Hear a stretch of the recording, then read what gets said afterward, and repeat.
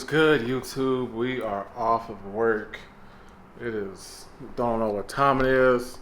It's 12:58, so we have to look at our first apartment, which is literally right there. Right there. I'm zooming in on.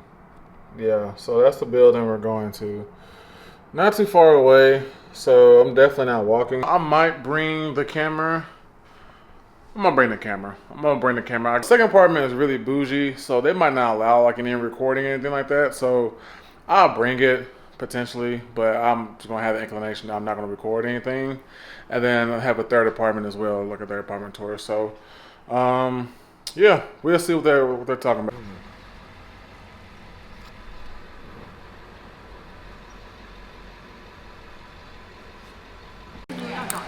Pit stop. She's gonna tell me I can't record in here. So why are you recording here?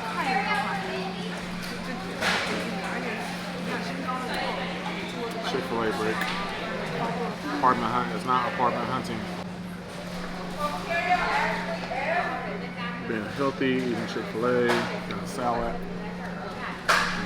sandwich. First apartment didn't have what I needed, what I looked for. Whatever. Second apartment was very exclusive, very bougie. Currently eating at the Chick-fil-A attached to the building. I'm not doing any recording. My vibe was also killed because I got pulled over for window tint. Never would have happened. I just would have went home, never have a ticket. But I just had to look at apartments today. Now I got a ticket for my window tint. I have 21 days to fix it. Once I gotta pay it, then I'm gonna be at Target in Dallas. So I'm in downtown Dallas eating Chick-fil-A, people watching. Go look at the third apartment, get some ice cream for depression. I got a ticket. And then go to the gym. Nope, we're going to the pool. We'll look at the apartment, go to the pool.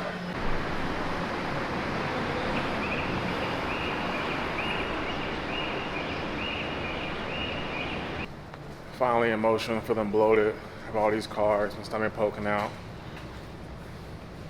Looking like Fat Albert. Here's my window, by the way. I mean, yes, it is dark and it is illegal, so I guess I can't be too mad, but it's the principle. My mama doesn't trust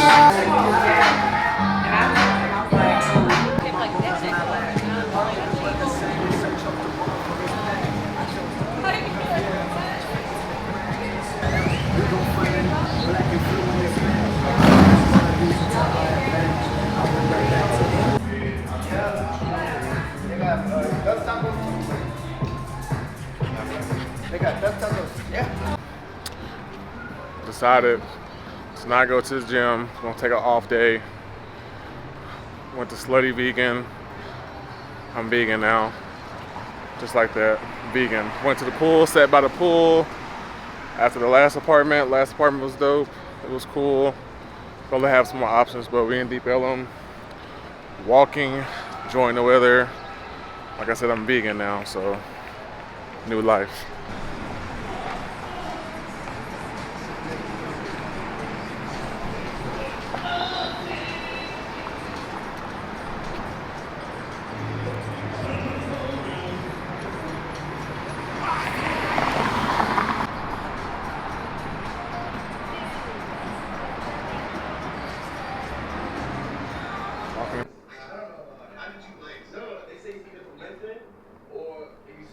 Alright, so we got Slutty Vegan haul. We have blackberry mayo. Blackberry mayo. Smells like mayo. We have the one night stand with no onion. It is a plant-based patty with vegan bacon, vegan cheese. I didn't get the onions, lettuce, tomato. Slut sauce on a vegan Hawaiian bun. And I also got slutty flies. Wow. Can you see that?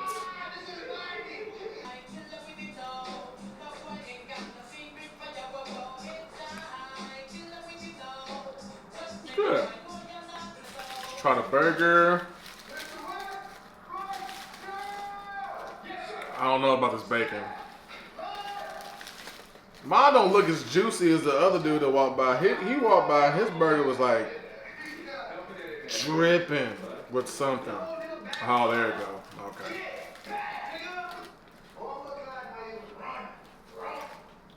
Okay, the lettuce is vegan as well.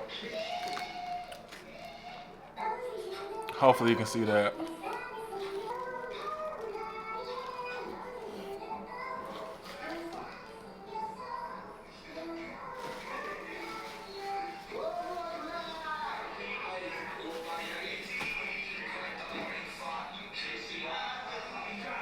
Yeah, I don't know about this.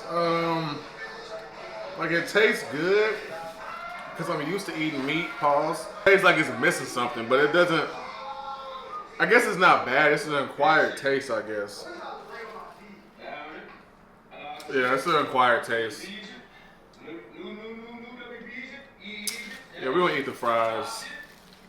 We're gonna hold off on this burger for now. We're gonna get to these fries and blackberry mayo though. So there's the bacon. Here's the meat. Pause. Has like a little char taste to it. Threw a little Dukes on there. Little Ma Dukes to help. 6 o'clock in the morning, we're heading to work, so a little story time for yesterday.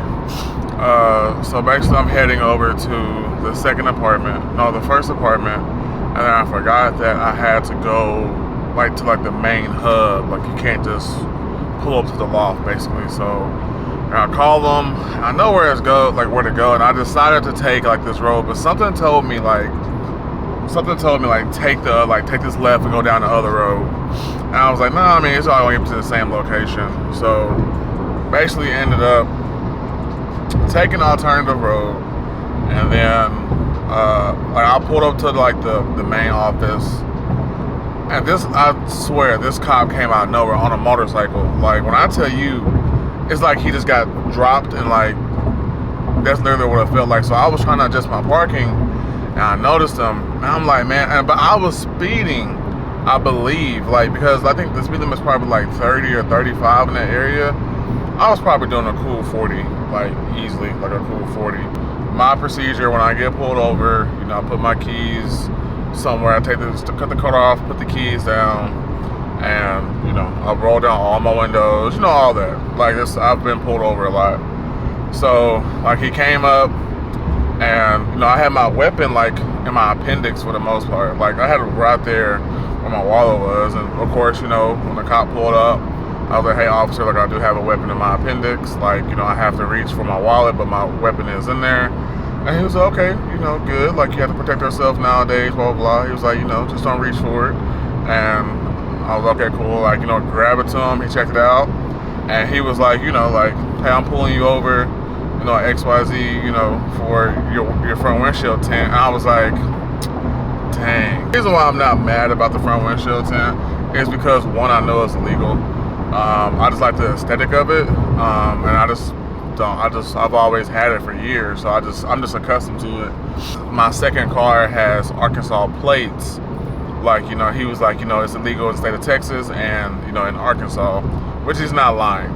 So I was kind of like, and then like we had like a light conversation about it, blah, blah, blah. He was super nice.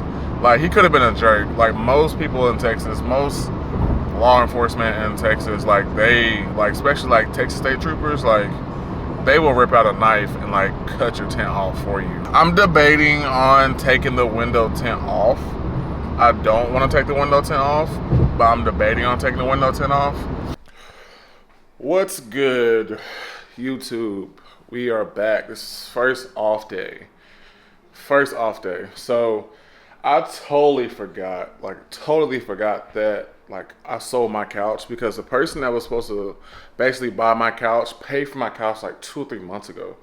So I've still been like basically crashing on it, eating on it, chilling on it, trying to keep it clean, like trying to do all that. So the couch is being picked up today. So yeah, some lovely cookies from Cookie Society here in Dallas. fire. They do like flavors every month. Crucial right here. Crucial. Banana pudding. Don't know what that is. It's probably oatmeal. I'm not even sure. Oh, that's a. Oh my god. You can't even see it. It's sad. That's a churro cookie. Not sure which one that one is. I can look it up. Yeah, so definitely a vibe in here for the cookies. See, this is my frustration with movers, AT&T, internet people, whatever. Like when they give you a window, I will say this: AT&T is pretty good about it, but it's the principle behind it. Like they were supposed to be here between like 12 and 3, so I basically put my whole, off day on hold from 12 to 3. It's 2:38. She just called me.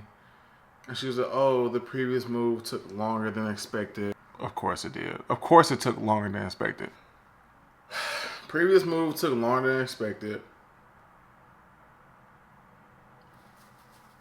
Like, I'm a very understanding individual. Like, I don't, I'm a very understanding individual. My follow-up question proceeds, okay, that's awesome. What time, like what window are you giving me now? Are you giving me like a 6 to 8 or a 6 to 9? Just so I can plan out my day. She says, I don't know, but whenever I find out, I'll just call you and let you know. But right now I can't give you a window. But just know it'll get done today. So now I feel like my whole day is on hold. One, I'm frustrated because the person that bought the couch should have picked up the couch a long time ago. My whole off day is just thrown.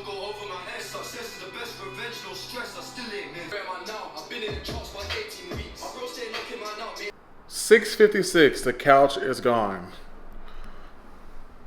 No couch. Couch is gone. No more couch. Check this traffic out. Still trafficking. Still trafficking. So couch is gone. Fit though, crazy fit. Definitely got some Jordan 4s on. I have Kinetic King shorts. You can see that. Kinetic King shorts, white Carhartt tee. So this is kind of like a light fit. Probably wear this to the gym, to be real with you. Actually, probably not. I really don't want to sweat out my white shirt, so I might just put on like a little dusty V-neck and just go to the gym. But this might be the gym fit, maybe. So we'll see. Still traffic. Yeah, they got something going on down there. They're tripping. Yeah, they tripping. It's backed up for a long ways. On this pizza. Go ahead and heat it up. These shorts are from Bamboo. Like, probably some of the best fitting shorts I have. So shout out to Bamboo for sending me some of these for sure. Kinetic Kings as well. I do have some shorts. Let me go grab them. But I have like some paisley shorts here. Super nice colors. So we got light blue. Got this cool brown. Classic navy here as well. Green paisley. So shout out to Kinetic Kings for that. Kinetic Kings sent me this, so definitely huge shout out. Code Matthias if you decide to order some. MATIS in case you go to the website for the Kinetic Kings. So cool brand, sweats, shorts, tees, all that. So I'm a huge fan of them. But yeah, we're just gonna wrap up the night. Spend most of our day waiting for these people to come pick up this couch. Really killed the vibe for the whole day, but it is what it is. I'm a big believer in trying to control what you can control, and that's just something I can't control. So it is what it is.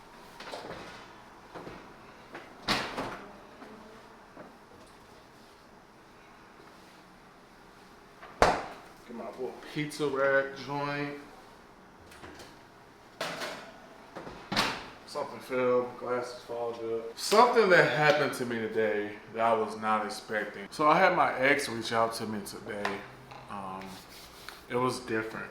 I was not expecting to hear from her like ever. And she reached out and basically like sent me this huge paragraph, and she said like, you know, like she been doing some prayer and this and that, and it's been like on her mind, and you know, XYZ, and that she like wanted to apologize. Basically, she wanted to apologize for how she treated me. So basically, like, yeah, I mean, basically how she treated me, like, in our relationship. 'Cause we was together for like 2 years. For 2 years, man, like, I was just going through it with her. Like, anytime she asked me to do something, like, I did it. Like, I did it above and beyond. I did stuff without her asking. Like, I would literally, like, pick her up from work, pick up her son from school, go home, like, cook, make dinner, do whatever, like skip out in the gym, because she needed that type of like reassurance. Like, you know, like she didn't like distance apart. She didn't like that distance apart. Like she needed that constant, like be together reassurance. And she had a son that of course wasn't my son. I just like, you know, took care of him, make sure he was good.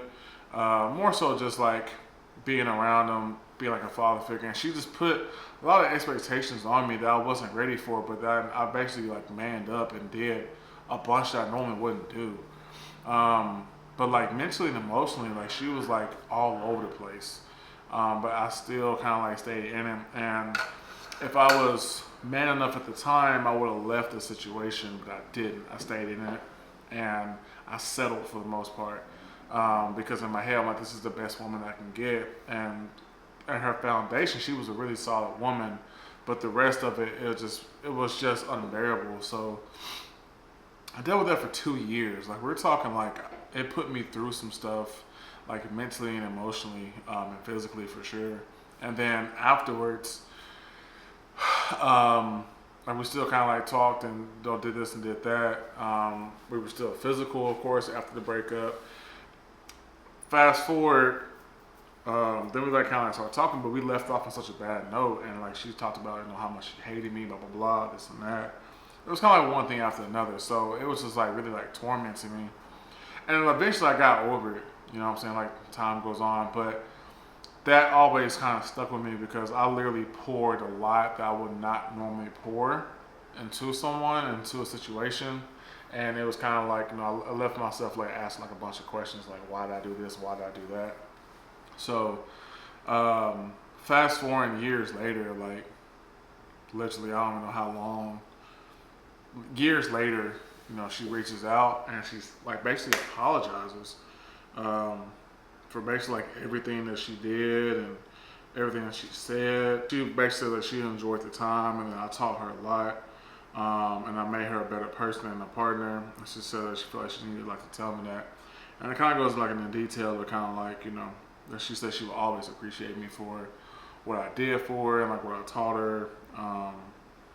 And she was just like, she wished that she could give me more, but she wasn't mentally, emotionally there. So she just said that I really believe that, you know, she just basically said that I hope that you receive your blessing for love, blah, blah, blah, all that stuff. So it kind of set me back. That was like my setback for the day. Said her heart had been heavy and she didn't know whether like to actually reach out to me and talk to me or not.